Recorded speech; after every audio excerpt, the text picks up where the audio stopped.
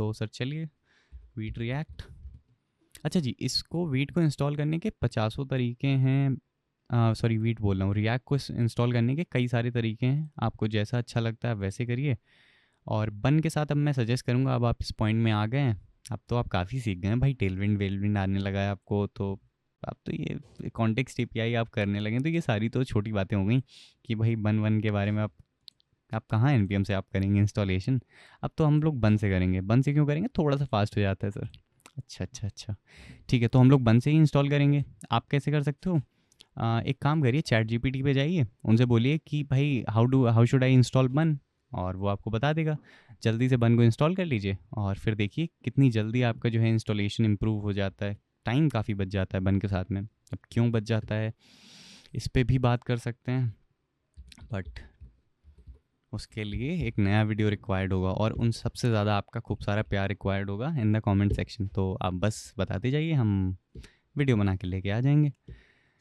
और अभी तक मैं मान के चल रहा हूँ कि आपको ये सारी चीज़ें तो बड़ी बेसिक लग रही होंगी, इसीलिए थोड़ा जल्दी जल्दी इंस्टॉलेशन कर दिया। और इंस्टॉलेशन तो अब कहीं हम लोग अटक रहे हैं, अब तो सीधे सीधे कॉन्टेक्स्ट एपीआई ही पढ़ना है। तो चलिए एक बार ये जल्दी से इंस्टॉल हो जाए, फिर कॉन्टेक्स्ट एपीआई की बात शुरू कर देते हैं।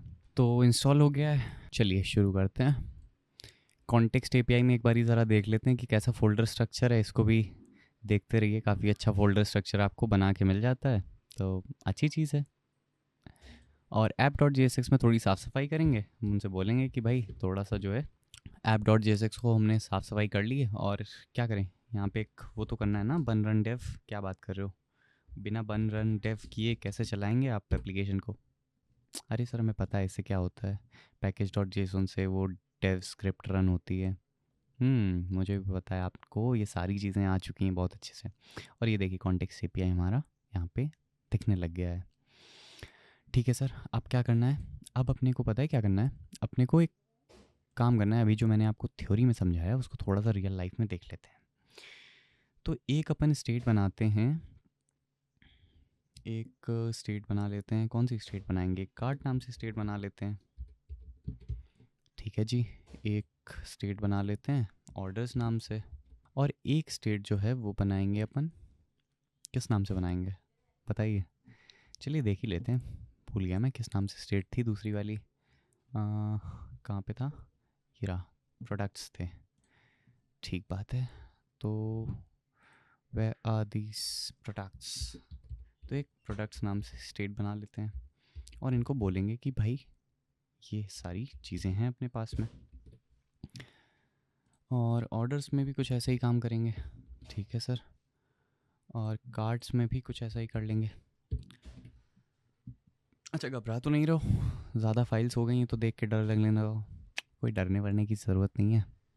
It is as simple as that कि फाइल्स इंक्रीज़ हो रही हैं, स्ट्रक्चर कॉम्प्लेक्स हो रहा है, बट बेसिक्स तो वही है ना, बेसिक्स थोड़ी चेंज हो रहे हैं। तो बेसिक्स नहीं चेंज हो रहे फिर क्या टेंशन है, कोई टेंशन नहीं है। तो टेंशन तभी लेनी है जब आपके बेसिक्स हिल रहे हैं, और बेसिक्स हम आपके हिलने नहीं देंगे। चलिए तो जल्दी से क्या करते हैं, अब मैं आपको जो है वो परेशानी बता रहा हूँ कि परेशानी कहाँ पे आती है। सिंपल सी बात है, कॉन्टेक्स्ट एपीआई को जो है यहाँ पे बना रहने देते हैं, और यहाँ पे क्या बोलते हैं, एक नया कंपोनेंट इंपोर्ट करते हैं, उसको बोलते हैं कार्ट। ठीक है जी, कार्ट को इंपोर्ट कर लीजिए आप।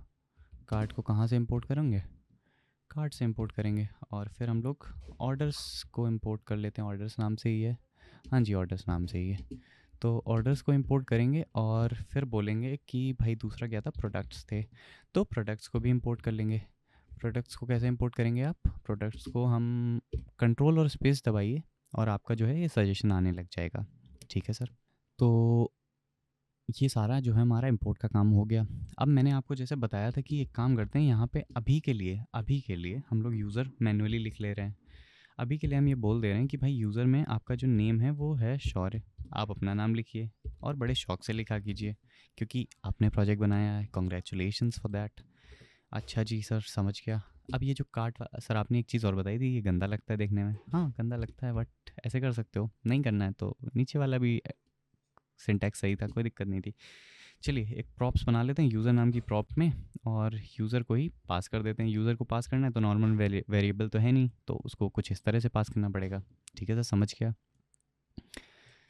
तो जब मैं इसको ऐसे पास करूँगा तो मेरे को कहीं ना कहीं जाके इस जगह पे एक्सेस भी ऐसे ही करना पड़ेगा। हाँ बिल्कुल, अब आपने पास वैसे किया तो एक्सेस भी आप वैसे ही करोगे। तो एक्सेस कैसे करेंगे? अब भाई यहाँ पे प्रॉप्स से अब हमें पता है सर कि इसमें 2-3 तरीके होते हैं, आप यहीं से डी स्ट्रक्चर कर लो चाहो तो, आपकी मर्ज़ी। हाँ हाँ समझ गया। तो अब मैं यहाँ पे क्या बोल रहा हूँ, मैं बोल रहा हूँ कि भाई प्रॉप्स से मेरे को ये बता दो कि आपके पास में यूज़र नाम की कोई चीज़ आई है क्या, और यूज़र भी अगर आए हैं तो उसमें से नेम को ही मेरे को चाहिए आपसे। चलिए देख लेते हैं क्या मेरे को ऐसा कुछ दिख रहा है यहाँ पे। ये देखिए मेरे पास जो है कार्ड्स के अंदर शौर्य नाम की चीज़ आ चुकी है। सेम चीज़, बिल्कुल सेम चीज़ अगर आप हर एक फाइल में जाके करोगे आपको दिख जाएगा कि कैसे होता है। फेयरली सिंपल, रिपीट नहीं कर रहे हैं चीज़ों को। अब मेरे को एक परेशानी बताना है यहाँ पे, सिर्फ एक परेशानी है यहाँ पे। अगर मेरे पास, जो मैंने आपको अगला एग्जांपल दिया था कि अगर मैं यहाँ पे एक फ़ाइल और बनाऊँ जिसको मैं बोलूँ items.jsx, और आई यहाँ पे कैपिटल होगा, क्यों होगा? क्योंकि वीट बोलता है, अब वीट बोलता है तो मैं करना पड़ता है। अब मैं अगर यहाँ पे आइटम्स बोलूँ और मैं आपसे बोलूँ कि आप ये जो कार्ट कंपोनेंट है, इस कंपोनेंट के अंदर, सुनिएगा ध्यान से, इस कार्ट कंपोनेंट के अंदर अब आप app.jsx में ये ऑर्डर्स और प्रोडक्ट्स को नहीं दिखाएंगे किसी भी कारण से, ठीक है? आप क्या करोगे, आप इस कार्ट कंपोनेंट के अंदर, सुनिएगा ध्यान से सुनिएगा, कंफ्यूज नहीं होना है, अभी समझाता हूँ क्या हो रहा है। चलिए, और ये जो है, ठीक है अभी समझाता हूँ क्या एरर आ गई। मैंने आपसे क्या बोला, मैंने कहा ये जो app.jsx है आपका, इधर पे सिर्फ कार्ड कंपोनेंट इंपोर्ट होगा।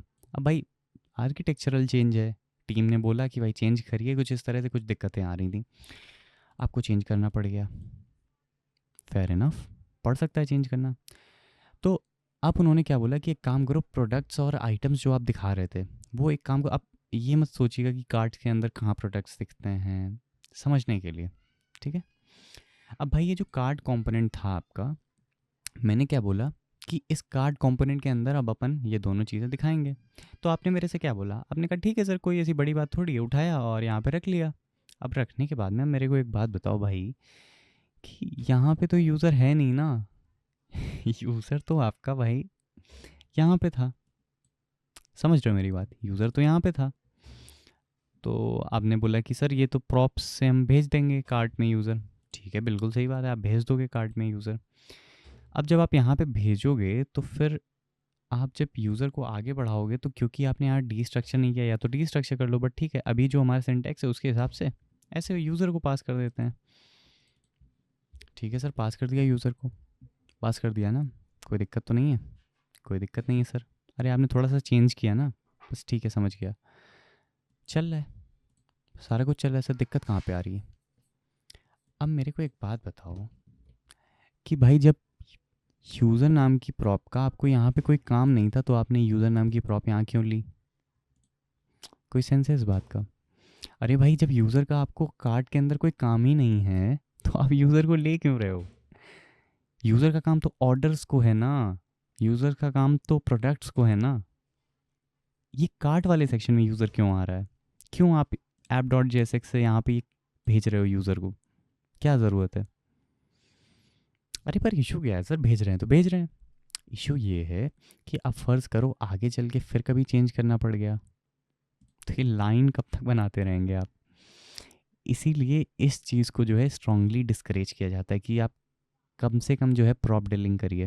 ये देख रहे हो ना, प्रॉप्स यहाँ पे आया, फिर प्रॉप्स को मैंने आगे भेज दिया, तो इसको प्रॉप ड्रिलिंग बोलते हैं। इसको हम लोग काफ़ी डिस्करेज करते हैं, है ना? और इसका एक तरीका क्या था कि अगर मेरे पास कहीं एक ग्लोबल नाम की एक फ़ाइल होती, है ना, एक कॉन्टेक्स्ट होता है मेरे पास में, लेट्स से यूज़र कॉन्टेक्स्ट बना रहे हैं तो यूज़र कॉन्टेक्स्ट बोल देते हैं, एक यूज़र कॉन्टेक्स्ट होता, ठीक है? जेएस क्यों बनाया? क्योंकि यहाँ पे मैं कोई रिएक्ट वाला कोड नहीं लिख रहा हूँ और सिंपल जावास्क्रिप्ट ही लिखूँगा, तो .js रखते हैं क्योंकि जावास्क्रिप्ट तो हमें पता है ना जेएस से ही रिप्रेजेंट होती है। अच्छा मतलब ये लिख सकते हैं? हाँ बिल्कुल लिख सकते हो, ठीक है जी, लिख सकते हैं तो बढ़िया है।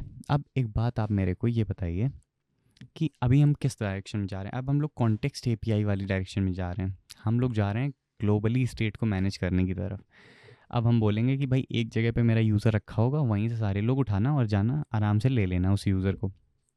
समझ गया? कैसे जाओगे? एक काम करो ना, रिएक्ट का पार्ट है कॉन्टेक्स्ट एपीआई, तो क्योंकि वो रिएक्ट का ही एक पार्ट है और ग्लोबली स्टेट मैनेजमेंट को आसान बनाता है हमारे लिए, तो रिएक्ट की ऑफिशियल डॉक्यूमेंटेशन पे चल के ही उनसे पूछेंगे कि भाई आप मेरे को बताइए, मेरे को तो कुछ समझ में नहीं आ रहा है। देखिए रिएक्ट भी क्या बोलता है, ऐसे हमने अपने मन से थोड़ी बता दिया कि स्टेट अप करना है, प्रॉप डेलिंग को कम करने की कोशिश करनी है, तो ये सारी चीज़ें।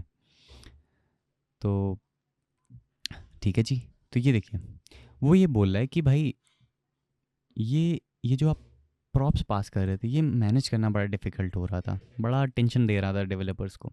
तो उन्होंने बोला कि भाई कॉन्टेक्स्ट बनाओ ना। रिमेंबर वो मशहूर गुलाटी वाला डायलॉग कि कपिल शर्मा से वो बोलता है कि कपिल शर्मा मशहूर गुलाटी को कुछ उसकी बात पे कोई जोक मारता है ना, पलट के जवाब देता है कपिल उसको। तो मशहूर गुलाटी उससे बोलता है कि ये तो कपिल आप आउट ऑफ कॉन्टेक्स्ट बात कर रहे हो। तो उसने ऐसा क्यों बोला? उसने ऐसा बोला इसलिए क्योंकि जो अभी हमारी बात चल रही है आप उससे बाहर जाके बात कर रहे हो, है ना? तो रिया क्या बोलता है कि भाई ये जो बात आपकी चल रही है, इस बात को मैं कहीं पे स्टोर कर लेता हूँ और ऐसी जगह पे स्टोर करूँगा जहाँ पे आप आएँ और आराम से उस बात को उठा के अपने पास में इस्तेमाल कर लें। ये बात से मेरा मतलब डेटा से है। ठीक बात है सर। कपिल शर्मा शो की याद आ गई। इस लेक्चर के बाद में हम भी देखेंगे, आप भी देख लीजिएगा, ब्रेक लेना इंपॉर्टेंट है। ठीक है जी। अच्छा ये डॉक्यूमेंटेशन थोड़ा उतना बिगनर फ्रेंडली नहीं है, तो कोई बात नहीं, जितना है उतना मैं आपको बता दूंगा। चलिए जी, तो सबसे पहले अपने को क्या करना है, स्टेप 1 इन्होंने बताया कि भाई कॉन्टेक्स्ट बना तो लो, तो ठीक है बना लेते हैं। इसको यहाँ से कॉपी करते हैं और ये हमने एक यूज़र कॉन्टेक्स्ट बनाया तो है सर, तो इसमें पेस्ट कर लेते हैं। ठीक है जी, पेस्ट कर लिया। यहाँ पे कर क्या रहे हो आप? यहाँ पे मैंने कहा एक कॉन्टेक्स्ट मैं बना रहा हूँ। कैसे बनाओगे? मैं कॉन्टेक्स्ट जो है सर ऐसे बनाऊँगा ना, ये क्रिएट कॉन्टेक्स्ट नाम की चीज़ का यूज़ करूँगा। कहाँ से आ रही है? रिएक्ट से आ रही है। क्या इसमें मैंने कोई मैजिक किया? जी नहीं, मैंने कोई मैजिक नहीं किया। अच्छा इनिशियल स्टेट यहाँ पे जो भी देना चाहो, मैं अभी बोल रहा हूँ कि मेरे पास कोई यूज़र नहीं है, नल है, उसको नल रखो। और उसके बाद में मैंने इसको जो है स्टोर कर लेना है यूज़र कॉन्टेक्स्ट के अंदर। ठीक है जी, बहुत बढ़िया चीज़ है ये, तो आपने कर दी। ठीक है, अभी अगली जो चीज़ अपने को करनी है वो ये करनी है कि देखो ये कॉन्टेक्स्ट तो अपना ऑल सेट बन गया, बढ़िया चीज़ है। अब यार ये कॉन्टेक्स्ट कहीं ना कहीं प्रोवाइड भी तो करना पड़ेगा। अरे सर ये क्या बोल रहे हो? आपके और आपके दोस्त के बीच की बात सिर्फ आप दोनों ही जानते हैं, वो कॉन्टेक्स्ट आप दोनों के बीच में है। क्यों? क्योंकि आप दोनों ने उसको अपने बीच में रैप अप करके रखा है, या यूं कहूँ कि एक रैपर के अराउंड आप लोग जी रहे हैं, जिसमें उस रैपर के बाहर ना ही किसी को उस जानकारी की नीड है, ना ही किसी को वो पता है। ठीक है, सही है सर, समझ गया। तो एक बात बताओ ना, क्या इस app dot J S x के बाहर, यानी मेरे को जो भी इंपोर्ट करना रहेगा, मैं अगर कार्ड को भी इंपोर्ट कर रहा हूँ तो मैंने ऐप के अंदर ही किया, और इस कार्ड के अंदर मैंने जितने भी चीज़ें करी वो इनडायरेक्टली हैं तो मेरे app dot J S x के अंदर ही ना। अब ऐसा तो मैं करने नहीं जा रहा कि मैं कहीं main dot J S x में कोई चीज़ इंपोर्ट करूँ। अगर ऐसा करूँगा तो शायद मेरे को दूसरा तरीका ढूंढना पड़ेगा, फिर मैं ऐप में जाके उस चीज़ को प्रोवाइड करूँगा। अरे सर कॉम्प्लेक्स नहीं करो, इजी करो। कैसे करना है? ऐसे कि भाई जब मेरे को यूज़र की डिटेल्स प्रोवाइड करनी है, और यूज़र की डिटेल्स मैं प्रोवाइड करूँगा उन सारे कंपोनेंट्स को जिसको यूज़र की नीड होगी, डायरेक्टली और इनडायरेक्टली। ठीक है सर। तो उसको प्रोवाइड करने के लिए मेरे को उन सारे कंपोनेंट्स को या तो उनके पेरेंट कंपोनेंट को रैप कर देना पड़ेगा एक बाउंड्री के अंदर, जिसको मैं बोलता हूँ प्रोवाइडर। अच्छा जी, क्या प्रोवाइडर सर? ऐसे करो ना, अभी आपने क्या एक यूज़र कॉन्टेक्स्ट करके कुछ बनाया था क्या? बनाया तो था सर, यूज़र कॉन्टेक्स्ट हमने बनाया था, याद आ गया मुझे। तो ये जो यूज़र कॉन्टेक्स्ट आपने बनाया है, इसको एक काम करो, इस पूरे app dot J S x को जो है रैप कर दो इसके अंदर। अच्छा जी, हो गया सर, अब चलने लगा कॉन्टेक्स्ट? नहीं नहीं, यूज़र कॉन्टेक्स्ट में एक प्रोवाइडर नाम की चीज़ होती है। ये क्या चीज़ होती है, क्यों होती है, कैसे होती है सर, इसके बिना क्यों नहीं हुआ, दूसरा तरीका क्यों नहीं था? अरे भाई डॉक्यूमेंटेशन में ऐसे बताया ना। अच्छा ठीक है सर, याद कर लूँगा। अरे नहीं भाई, याद थोड़ी करना है, याद क्यों करोगे? जब डॉक्यूमेंटेशन में लिखा हुआ है, अभी दिखाऊंगा आपको, तो जब सारी चीज़ें उन्होंने लिख के रखी हैं तो फिर क्यों ही याद करना अपने को। सही बात है सर। आ, अच्छा, यहाँ पे शायद JSX का कुछ इशू आ रहा है, तो इसको एक बारी JSX करके देखते हैं कि क्या JSX से चलेगा, नहीं चलेगा। क्यों भाई, क्या दिक्कत आ रही है आपको? अच्छा जी, थोड़ी सी ये जो गड़बड़ हो रही थी वो इसलिए हो रही थी कि भाई ये आपने जो है ओपन जब इस टैग को किया तो आप क्लोज़ किसी और को कैसे कर सकते हो।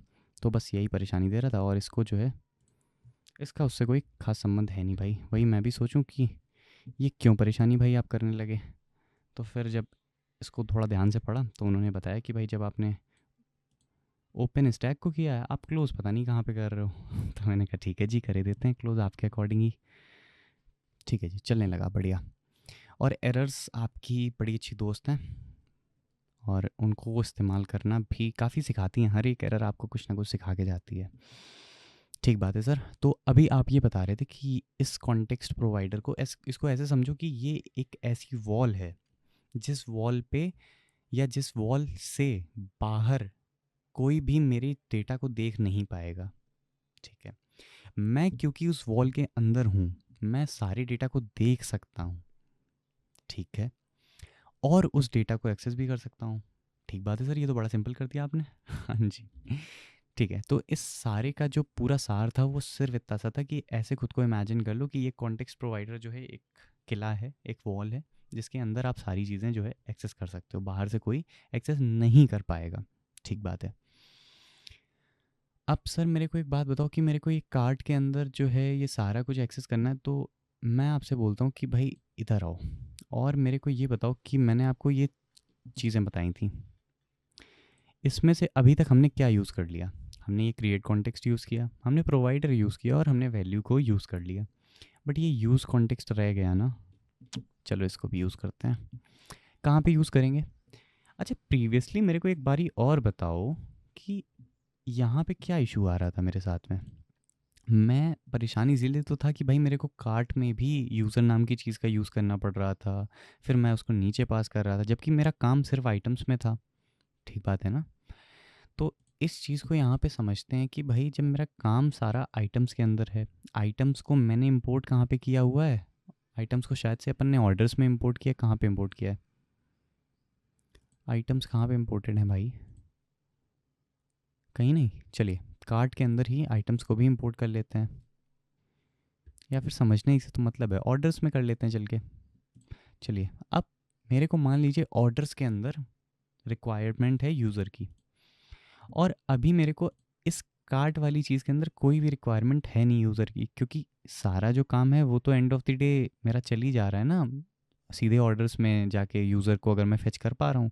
तो मेरे को अल्टीमेटली ये कार्ट कर क्या रहा था, ये यूज़र डिटेल्स यहाँ से लेता था, इसको उठा के यहाँ पे दे देता था, और इसी वजह से ये मेरे को प्रॉप्स ड्रिलिंग करनी पड़ रही थी। मैंने कहा ये करना ही नहीं है अपने को, तो मैं सीधे ऑर्डर्स में जाऊँगा, वहाँ पे मैं बोलूँगा कि देखिए मैं यहाँ पे कोई प्रॉप को एक्सेप्ट नहीं कर रहा हूँ।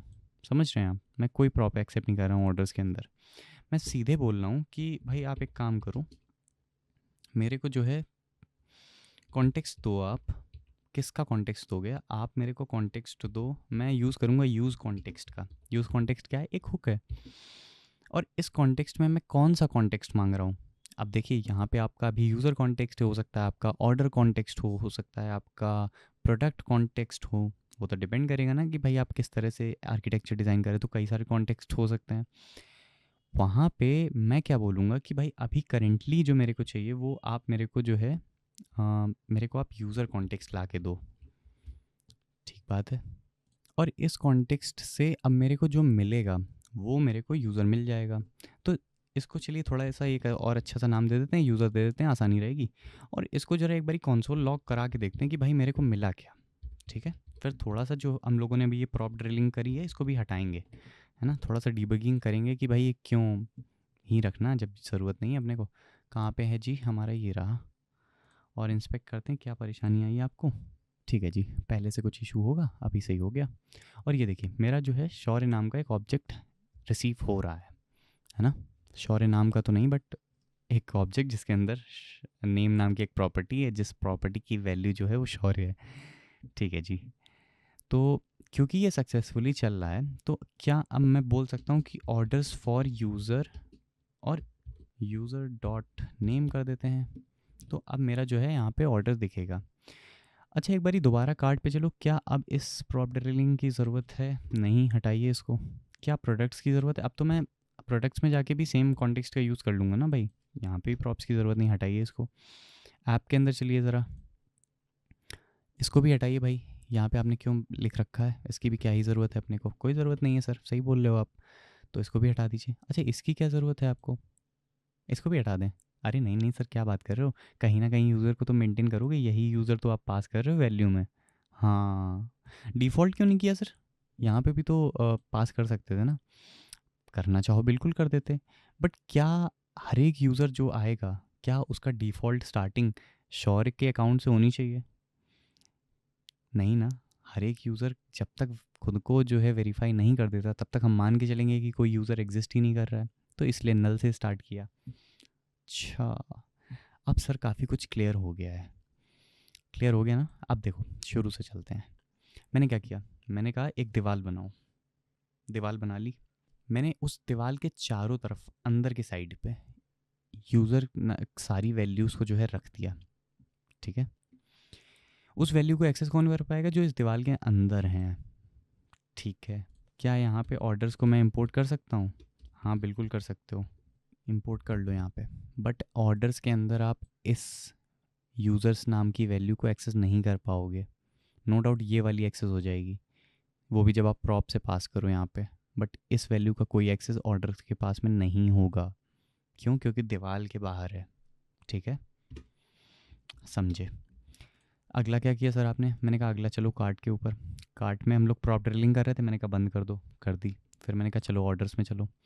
ऑर्डर्स में मैंने कहा एक काम करो, यूज़ कॉन्टेक्स्ट का यूज़ करो। किसका यूज़ करो? यूज़ कॉन्टेक्स्ट का। किस कॉन्टेक्स्ट में आप बात कर रहे हो? मैं यूज़र के कॉन्टेक्स्ट में बात कर रहा हूँ। कहाँ है ये यूज़र का कॉन्टेक्स्ट? अरे ये रहा ना भाई मेरे, यूज़र का कॉन्टेक्स्ट ये रहा। अच्छा, तो उसके बाद में क्या कर रहे हो? मैंने कहा ठीक है, मेरे पास में ये यूज़र नाम का कॉन्टेक्स्ट आ गया। कैसे आया? अरे ये आपने यहाँ पे ये भेजा तो है, ये वैल्यूज़ में आप जो जो भेज रहे हो वो सारा कुछ यहाँ पे एक्सेस हो जाएगा। कहाँ पे एक्सेस होगा? ऑर्डर्स के अंदर, इस जगह पे। सिंपल, इतनी सी थी आपकी कॉन्टेक्स्ट एपीआई। अब जहाँ पे भी यूज़ करना है, सिंपली इस यूज़र नाम की चीज़ को इस्तेमाल करते रहिए। अब आपको जो है थीम का कॉन्टेक्स्ट बनाना है तो कुछ नहीं करना, बस यहाँ पे जाओ, एक नई फाइल बनाओ थीम कॉन्टेक्स्ट नाम से। चाहो तो app.jsx में प्रोवाइड कर दो, प्रोवाइडर बना के, या फिर main.jsx में प्रोवाइड कर दो। सिंपल। उसके बाद में हर एक जगह पे जहाँ पे भी आपको ज़रूरत हो पूछना पड़े कि भाई कौन सी थीम अभी अप्लाइड है, सिंपली उसको बताइए कि भाई यूज़ कॉन्टेक्स्ट करे। ठीक है सर, ये था आपका कॉन्टेक्स्ट एपीआई। इसमें आपको जो समझने लायक चीज़ें थी वो सिर्फ 3 थी। क्या 3 चीज़ें थी समझने लायक? ये 3 चीज़ें। वैसे समझने लायक तो पूरा ही था, अब आपको इजी लग रहा होगा, बट है नहीं इतना इजी है। तो और वो सारी मेहनत जो है सफल हो जाती जब आप ये लास्ट में ये बोल देते हैं कि सर मज़ा आ गया। ठीक है, तो ये रहा आपका क्रिएट कॉन्टेक्स्ट, प्रोवाइडर, वैल्यू और यूज़ कॉन्टेक्स्ट। जो मैंने आपको स्टार्टिंग में बताया था कि सिर्फ इतना ही है कॉन्टेक्स्ट एपीआई में। है तो वैसे बहुत कुछ, आप यूज़ भी बहुत कुछ करेंगे, बट मोटा मोटा इतना ही है। और जैसे जैसे कि एप्लीकेशंस ग्रो होती हैं हम काफ़ी कुछ साथ में सीखते जाते हैं। और इसीलिए तो बोलते हैं कि इंजीनियर्स को एक डायरेक्शन पता होनी चाहिए कि भाई किस तरह से जाना है, कहाँ पे जाना है, वो तो आप फिगर आउट कर ही लेंगे। तो कॉन्टेक्स्ट एपीआई क्यों यूज़ होती है? ग्लोबली स्टेट मैनेज करना है। क्या इसमें कुछ दिक्कतें हैं? हाँ बिल्कुल हैं। तो ये क्यों पढ़ाया? अरे भाई स्मॉलर एप्लीकेशन जब बना रहे हो तो कॉन्टेक्स्ट एपीआई बेस्ट है। आपको ग्लोबल स्टेट मैनेजमेंट करना है और सिंपलर ग्लोबल स्टेट मैनेजमेंट करना है, कॉन्टेक्स्ट एपीआई से बढ़िया कुछ नहीं है। लाइट वेट है, रिएक्ट के साथ में आ जाती है। सर थोड़ा सा हैवी स्टेट मैनेजमेंट करना है या थोड़ा सा कॉम्प्लेक्स स्टेट मैनेजमेंट करना है तो एक चीज़ होती है जिसको मैं बोलता हूँ रिडक्स टूल किट। मैं क्या सारा जहाँ उसको रिडक्स टूल किट ही बोल रहा है, जो स्टैंड है, कुछ लोग जो स्टैंड बोलते हैं। ठीक है, तो फॉरेनर्स वैसे ज़्यादा बोलते हैं जो स्टैंड। ठीक है, बट ये सारी स्टेट मैनेजमेंट की लाइब्रेरीज़ हैं, अपने आप में रिएक्ट के साथ में नहीं आती, अलग से आती हैं और बड़ा अच्छा काम करती हैं। बट सिंपलर स्टेट मैनेजमेंट करना है, कॉन्टेक्स्ट एपीआई बढ़िया है। इसकी कुछ इश्यूज़ हैं, कई बार परफॉर्मेंस में थोड़ा परेशानी कर देती है, तो उसके लिए अपन क्या करते हैं, अपन दूसरी जगहों पे भी जाते हैं, दूसरी चीज़ें भी ट्राई करते हैं। तो नेक्स्ट वीडियो भी हमारा स्टेट मैनेजमेंट का कंटिन्यूएशन रहेगा और उसमें हम रिडक्स टूल किट के बारे में समझेंगे। जैसे आपको ये समझ में आया, और जितनी आसानी से आपको ये समझ में आया है, उतनी ही आसानी से या शायद उससे ज़्यादा आसानी से आपको अगला वाला लेक्चर समझ में आएगा, क्योंकि कॉन्टेक्स्ट एपीआई आपके लिए नई थी, स्टेट मैनेजमेंट नया था। रिडक्स टूल किट जब आप पढ़ोगे तब आपको स्टेट मैनेजमेंट का आइडिया होएगा, है ना। और जब आप एक बार तीर चलाते हैं, जब आप दूसरी बार चलाते हैं, जब आप तीसरी बार चलाते हैं, तो जब आप फोर्थ टाइम आते हैं तब वो बिल्कुल निशाने पे जाके लग रहा होता है। क्यों? क्योंकि 3 बार से लगातार मेहनत कर रहे हो, एंड ये वही मेहनत है। चलिए मिलते हैं आपको नए वीडियो में। Thank you so much for watching.